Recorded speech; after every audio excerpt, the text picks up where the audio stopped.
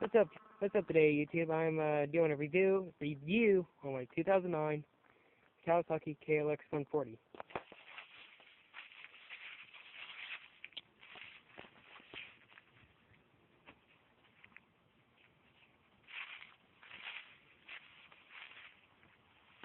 All right. To get started, I'm just what I'm gonna say. I'm just doing this for people that don't know anything about bikes. This bike is clutch, which that means whenever you shift up into another gear, that down there is your gear shifter. So basically saying when you go to shift, you gotta at the same time. It's one down, five up. Excuse me there. One down, four up. It's a 4-stroke engine, not 2-stroke. That in there is a 2-stroke. 4-stroke has more engine to it, like not speed-wise, but more parts to make it perform differently from a 2-stroke. My Klx140, the only thing I really have big in aftermarket that's special on it is the FMF Power Core 4. Amazing pipe. I just adore it. It's a slip-on. You can see it's a slip-on, and I got stock header. Great exhaust. I'm not gonna lie. It sounds and gives great performance and everything else. I really dig the pipe. Another thing that I really dig on my bike is the Cerebus Unico vented handguards, 1-point mount, not 2. I don't have aftermarket handlebars because I like to color the stock handlebars, so I just got a bar pad off my friend, so like if I wrecked or something, I would smash my face into the metal bar right there. I've done that before. I haven't put a whole lot of money into this, so I just got a couple monster stickers like that for it, like right there and on the rear fender. And right now it needs tires because it has pretty much no tread left, as you can see. But I rode it really hard this summer. I did not hesitate. I pretty much rode it everywhere. I raced it once. I got first place. It needs new tires, front and rear. I'm getting the Kenda Trackmaster 2 front and rear. I just ordered my chain and sprockets for it. They're Wednesday, so they probably won't be here until it's Sunday, so they probably won't be here anywhere from Tuesday to Thursday, depending on what shipping stuff is like. This is the small wheel version. It's not the Klx140L. In my opinion, the Klx140 is actually It's actually better balanced than the 140. So, because it's not the big tire size, it's actually a smaller tire size to make it more stable. My dad got me this for Christmas in 2009. Well, it's like 2009 beginning on 2010. So basically saying, my dad got this off showroom floor, brand new. It's amazing. He saved pretty much a year to get me a bike, and he wasn't planning on it. He wasn't sure which kind he was getting. He was planning on getting the Suzuki DRZ, but he compared the both of them, and he said the Klx140 looks better due to it has rear disc brakes, unlike on the DRZ 125 that has drum. This has front and rear disc brakes, and overall, I cannot complain about this. Everyone says they have like that squealing engine sound. No, that's because most people don't know how to treat their bikes. I've had this bike for almost 4 years now. And 4 years now, this Christmas, and I've never had one single engine problem whatsoever. The only problems I've had is tires, tubes and tires, chain and sprockets, your normal stuff. And from where this is an electric start, not a kick start. And, I've had to change out my battery once since I got it in 2000. I'm only on my second battery, and that's within 3.5 years. I'm on my third chain and sprocket set, Um, the next tire I'll get on will be my third rear tire, and my third front tire. I mean, from like stock, and another one, then another aftermarket one. Hold on here. Crap. Just excuse us here for a second. I'm doing something. All right. I have. I'm not sure how you pronounce it. I'm not sure if it's Uri or Uri. I'm not sure how it's pronounced, but I like them because they match the bike. You know, Kawasaki green. I did have another set of handguards on it, but we switched them out for these ones because they're wider this way. They protected more. I actually had my old handguard on my TPR 90. I can't really see it, but that's what my old handguard was. Right there.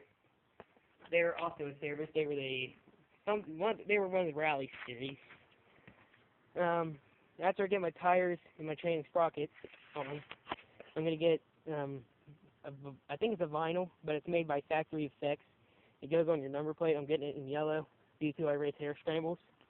That's more that's color that's more associated within the race style series. But I was gonna get the factory, decal works graphics kit for my number plates, but they were 120, and I found the factory effects are 12 by 18 sheets. You put it on here and you just cut it out to where you want it on here. They're $13, so that saves me about like $107 if you think about it. I do need to get this new number plate here. I broke it. I had one bad wreck, and I broke it there. Broke my plastic here, but with plastic up here, I had one really bad wreck. Just screwed my plastic all up, but I got it fixed for now. I am gonna get a new one since I'm gonna get that vinyl kit for it. Besides that, pretty much everything else is stock on it. Besides the exhaust and the handguards and the grips and tires and chain and sprockets. Besides that, everything else is stock on it. The chain and sprockets I'm getting, by the way, are front sprocket's Renthal, and my chain and my rear sprocket is a DID, and together it's only 110 off BikeBandit.com. Check it out. They make parts for all makes and models. They even make it all the way down to the 80s. Yeah, old bikes. I was thinking about getting black Excel rims for it, but I've read up online, changed the tire once, and then they're scratched. They look like crap. That's why I prefer these. That's why I just stuck with my stock ones, because if you scratch them, it's harder to tell due to its silver or the chrome color, whatever the hell it is. Besides that, this bike is absolutely amazing. I'm 15, and most 15-year-olds want like a 125 two-stroke or 250 four-stroke, stuff of that nature. And personally saying, I prefer a bike that I can't control and not a bike that controls me. But I did recently pick me up a Klx140 off my buddy Cecil. It'd been through two top ends, and it's on its second engine because the people who had it before him were dumbasses and drilled holes in the airbox, so I'm getting a new airbox for it, and that's really for the chain. And besides that, it's pretty much well ready to go. Oh, and I need to get me a throttle cable, because as you can see, it came unfurled there. Need to get a new one. Clutch cable, I have it, but I just haven't had time to put it on because this is going to be more so of a winter project bike. Oh, that also reminds me. Klx140 front fender, they look absolutely badass.